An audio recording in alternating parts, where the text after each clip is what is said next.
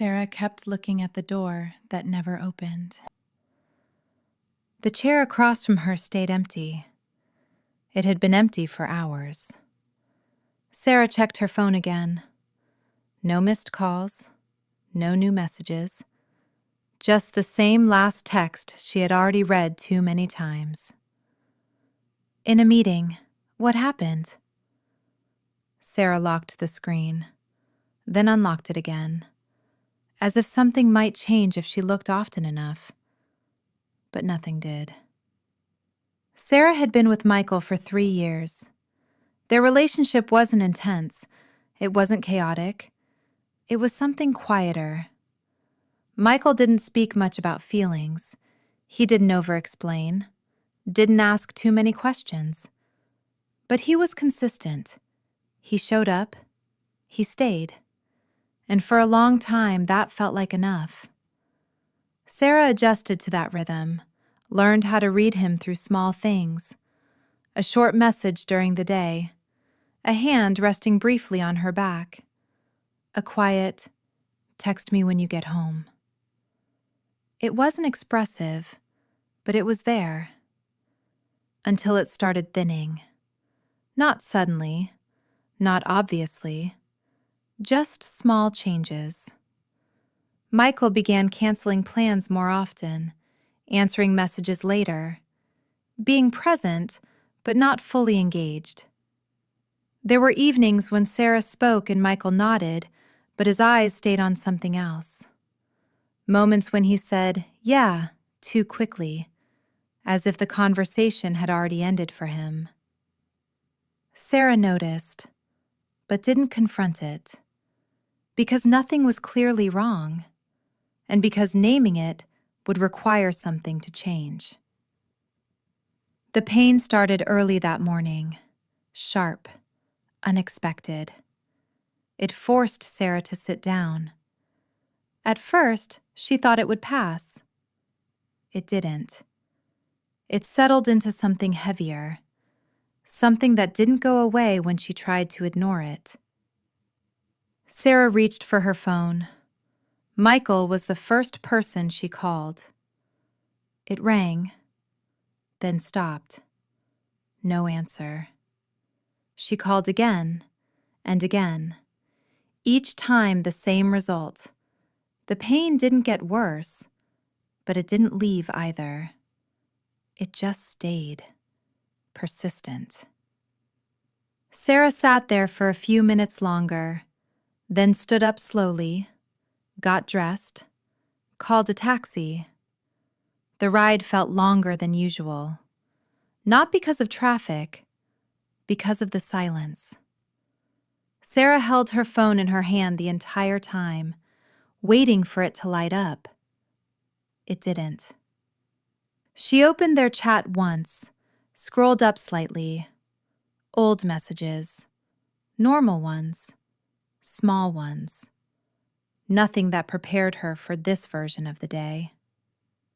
When she arrived at the hospital, everything became structured. Registration, questions, forms. Her voice sounded calm when she answered, measured, as if she were explaining something that wasn't happening to her. She texted Michael, "I'm at the hospital." Then she sat down and waited. Time moved differently there. Minutes stretched. Sounds became sharper. Footsteps. Voices behind closed doors. Distant announcements. Sarah watched people come and go. Some weren't alone. Some were. She noticed how often doors opened, how often names were called. Each time, Sarah looked up. Not because she expected her name, because she expected him. A man rushed in holding someone's bag. Another sat down beside a woman and didn't let go of her hand. Sarah looked away, then back at the door. The phone vibrated. Finally. Sarah picked it up immediately. Not a call, a message. In a meeting. What happened? Sarah stared at the screen, read it once, then again. Her fingers hovered over the keyboard. There were many ways to answer. She could explain, describe the pain, ask him to come, tell him she didn't want to be there alone. She imagined what it would look like if she wrote it honestly, how the message would feel heavier, how it would require something from him. Instead, Sarah typed, "It's okay." She sent it, then placed the phone face down on her lap. Something shifted in that moment. Not dramatic, not loud, just a quiet adjustment, as if something inside her stopped waiting. The doctor eventually called her name. The examination was careful, professional. The diagnosis wasn't severe, but it wasn't insignificant either. It required attention, follow-up, rest. The doctor explained everything clearly. Sarah listened, nodded, asked the right questions.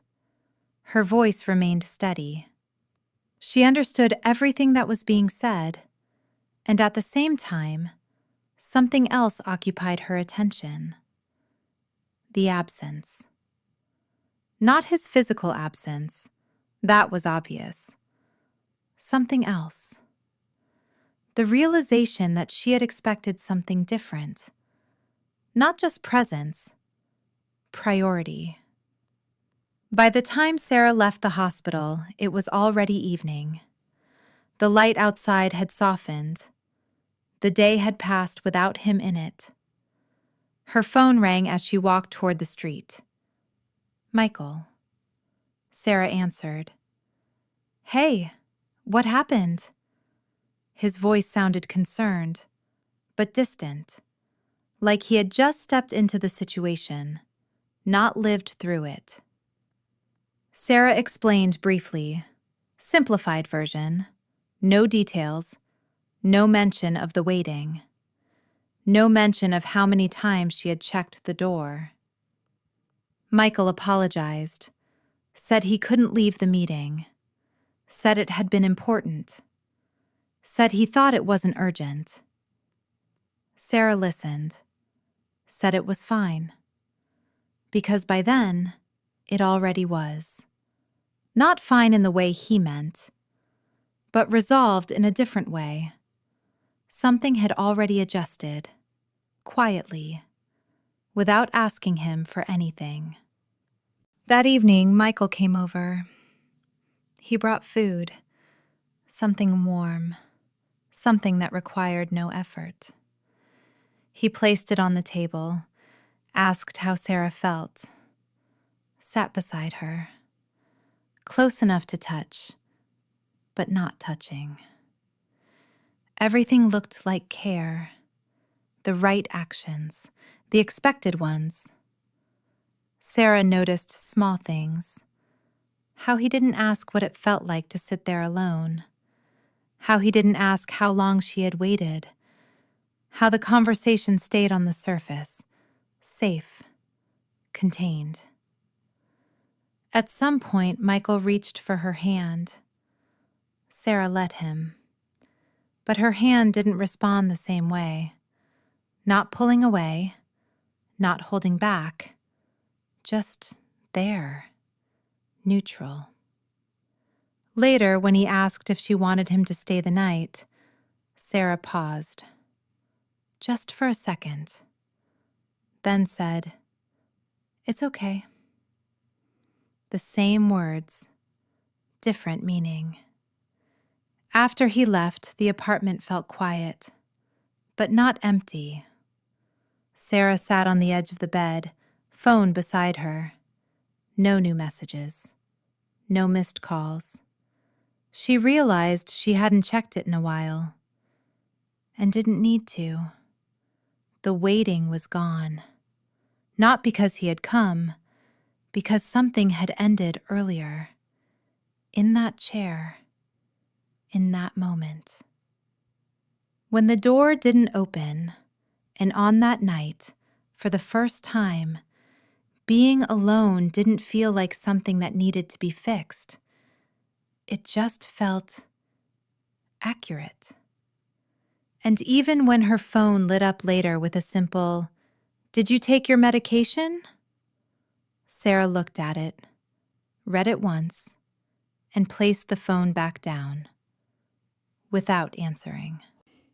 If this story felt familiar, there are more like it here.